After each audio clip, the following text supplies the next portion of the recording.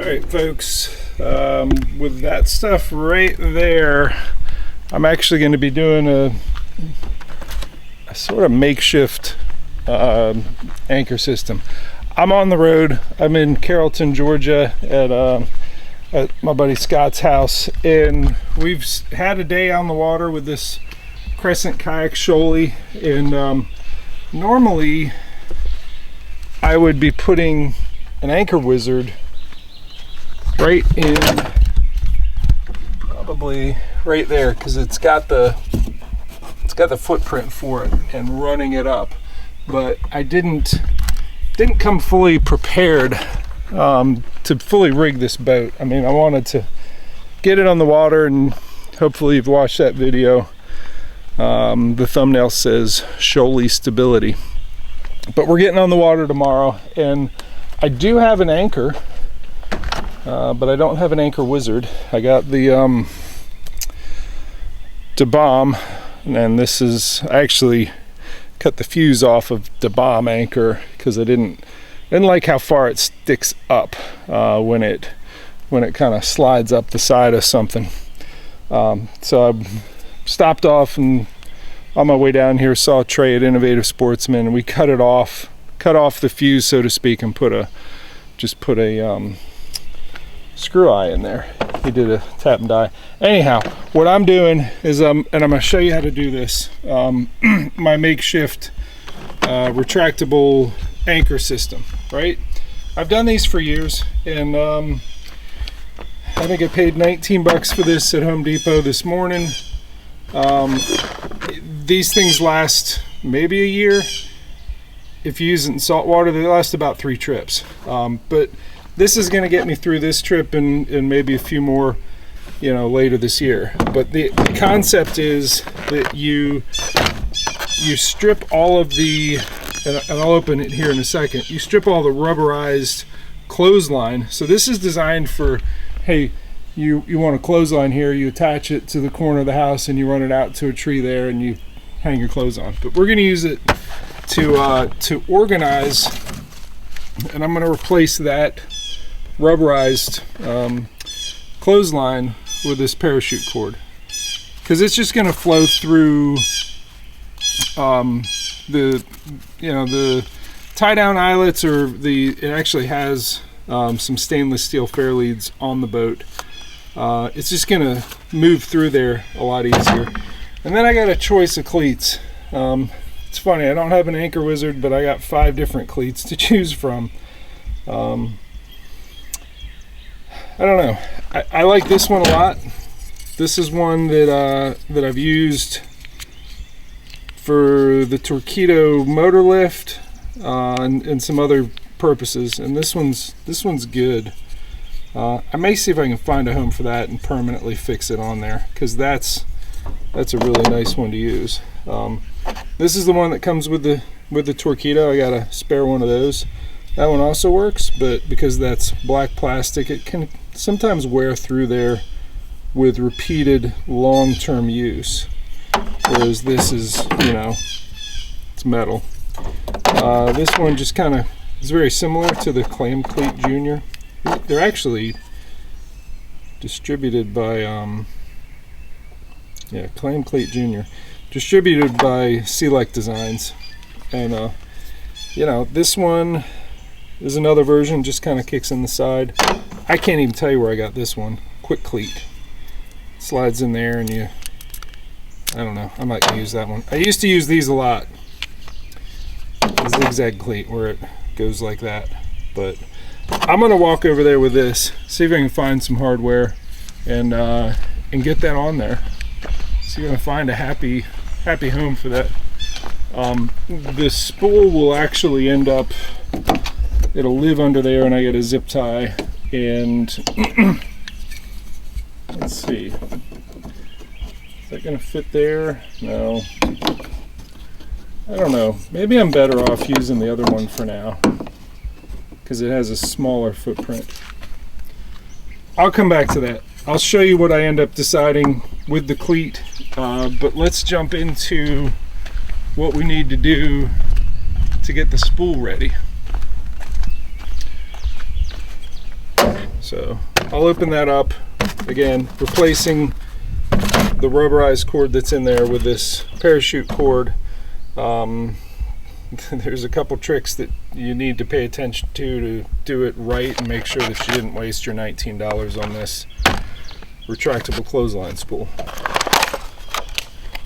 Alright, so any of the mounting hardware, I'll kind of set that aside. I may use that hardware for some other project, but the spool here, that's what it does.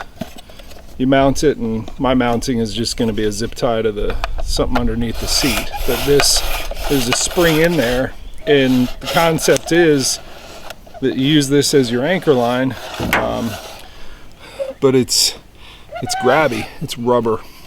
So first thing we're going to do is replace. I got 40 feet to work with. I'm going to pull all this out. And when I get to the end, the critical part of this, I can feel that spring kind of shifting around in there, is that you get some duct tape, and I'm gonna have it ready so that I can tape the last little bit of the cord to the body of this, and I'll actually use this to, here, I'll stick that there for now. I'm not quite done with this. I got another couple feet. What actually happens with it in salt water, all right, I'm at the end, is the salt water corrodes the spring, and it's just not a very good permanent solution. So, all right, but it's fairly useful for me on this trip. And I suppose you could do, you know, just run with this as your, you know, the Anchor Wizard's better. It just lasts longer. All right, so I got this tag, and here's the important part, because it's taped there. When I cut this,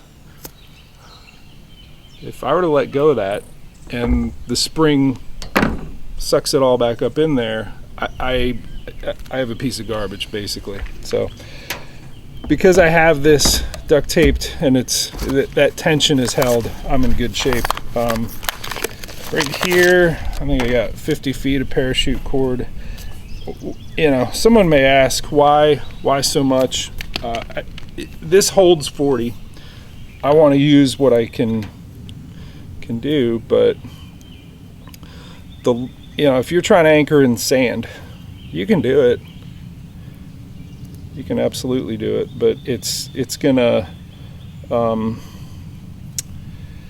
require you put a lot of anchor line out there. So I did an overhand knot, something very, very simple, and then I did an overhand knot on this one. And when these two overhand knots come together, you know, that's good enough.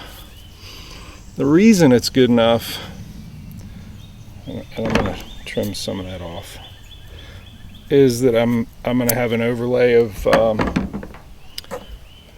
I'm going to use, just to keep it simple and not be complicated for you, I'm going to tape it all together. I think I'm going to start on this strand,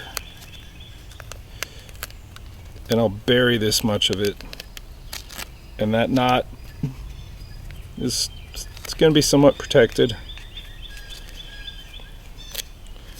with the Gorilla Tape.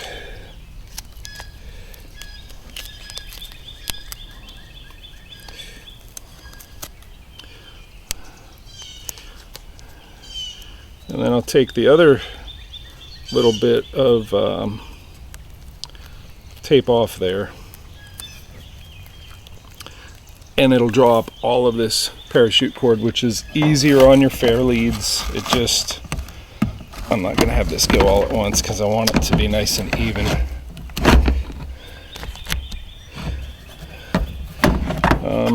So on your bait casters, you have the line guide that winds it back and forth.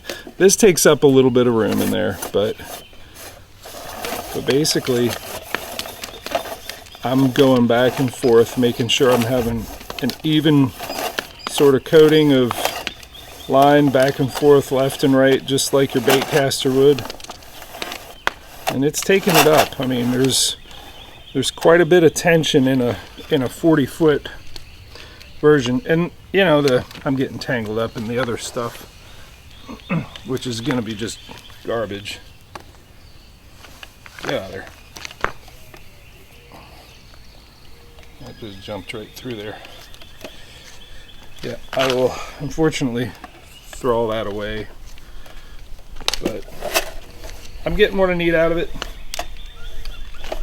And yeah, the concept is that this gives you, and I'm starting to lose a little bit of tension here.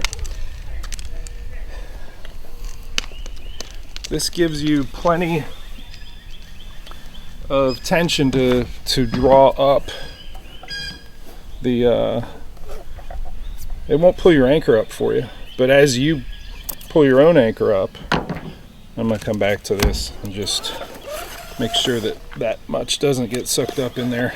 As you pull your own anchor up, it just keeps your line organized, which is really important. So, all right, I got the spool. I'm gonna go ahead and set up, you know, some fair leads and some other things, and we'll go ahead and install this, put the anchor on the end of it, and then I'm good to go for fishing tomorrow. I'll have my anchor off the bow, even though I forgot my anchor wizard.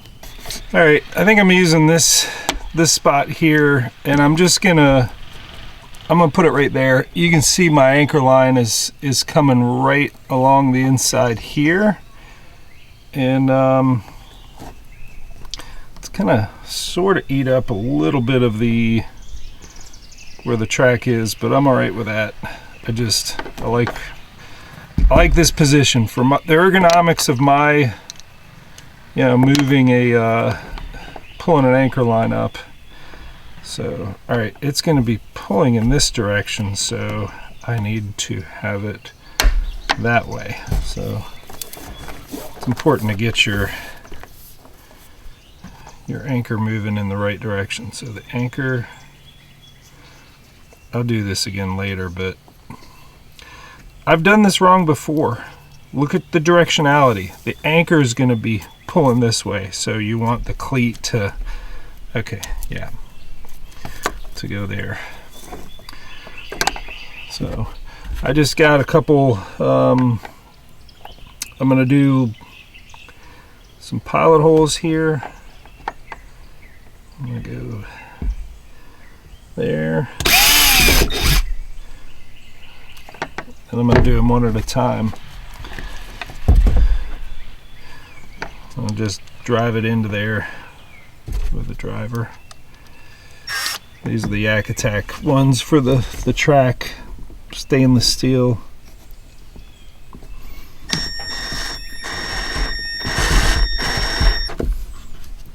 Helps if I'm going to the right.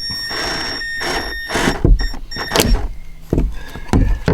Now we're going to move forward and see what kind of straight line we can have this anchor line running in. I'm probably going to go find a couple tie down eyelets. I may be putting some gear track to have a home for the tie down eyelet, to let the anchor fall off the bow on the side that I want it to. All right, running your anchor line straight without interference of other accessories you have is pretty critical. And I think I have it figured out here. The spool is going to be here at the back, and it's going to come up here, and it's got a pretty straight run. It maybe interferes with my cup holder. It's okay, I got another one there. This is here. I didn't want it tucked in too much because then it's rounding that corner and rubbing there.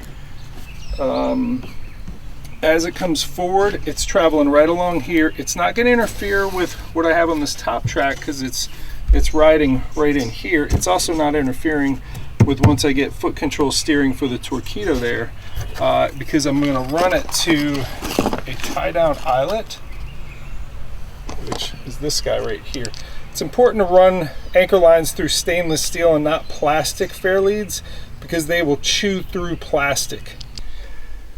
These will not last with an anchor line rubbing on them. These will. Stainless steel. So will those. Anything metal with that much weight on it rubbing is it just can't be plastic. So that one's going to sit here, and I think I have the width to get into this gear track. I can install that gear track there, and it kind of creates a sort of shallow angle where it's going to change direction and head up here to another section of gear track. I didn't bring enough of these. I will put those right on the front, and I know we got track here. This is such a cool thing for dragging, for all sorts of stuff, and yeah, we can put, you know, accessories in there, but this is an anchor line. I don't want to interfere with this handle slash drag strap slash whatever else you can use for track. I'm gonna put this gear track right here. And there's just barely enough. I'm probably gonna be a little bit on the bevel there with some of the hardware. That's okay. Like I said, I'm running out of these. So I've pieced together something else, and it's a combination of Mighty Bolt. Let's get better light on that. Mighty Bolt, the rubber gasket from a through-hole wiring kit, this little pulley, which I like the idea of using a pulley on an anchor where it's coming out of the water, and then this low pro wing knob. This is this is me coming up with something to get me through this trip. Although it may be good. It may be that this is a good solution here. I don't know. That's what I'm gonna do. I'll show you what it looks like at the end. But I'm gonna, put in the gear track in the two places, put the rest of it together, and put this nice, I think they're 6.5 pounds or thereabouts, DeBalm anchor on the front. And look, it even matches. Yeah, sort of similar green. I'll be happy to have it tomorrow. Oh, one other thing. I pulled this out. This is a Kayak Stealth pulley. They can be useful. I know I said that that anchor lines chew up plastic. Well, if the plastic is something that can spin because it's a pulley, these can be really useful. Where you have enough purchase or room, and I even thought about, hey, that's a clean solution there. If it runs, well, I'd have to run like there. Wherever you have a slight change in an anchor line and direction, sometimes the Kayak Stealth pulleys can really help you run the lines where you need them to run.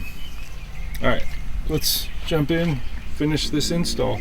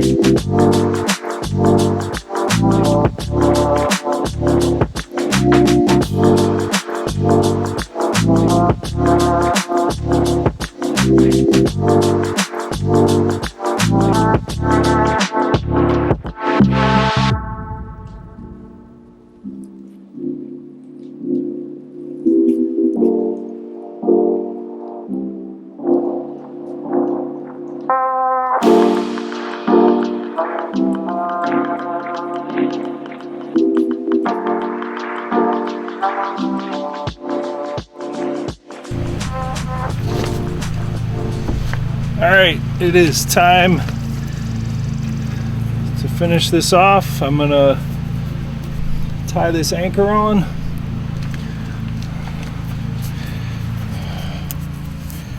And then I will release the Gorilla tape that was holding tension back there.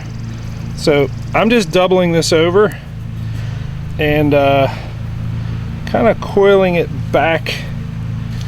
It's hard to hold this and show you at the same time. Back in the direction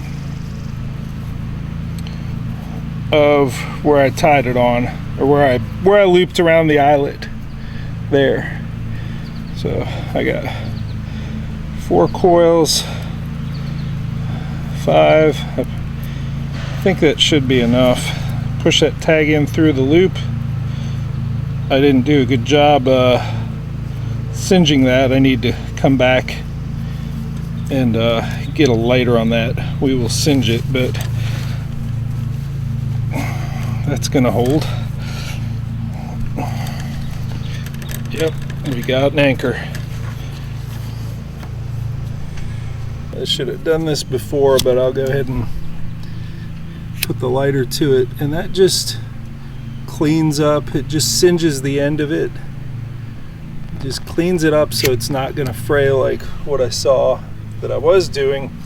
On top of that, I'm going to just take a little bit of the Gorilla tape and just protect this whole area right here.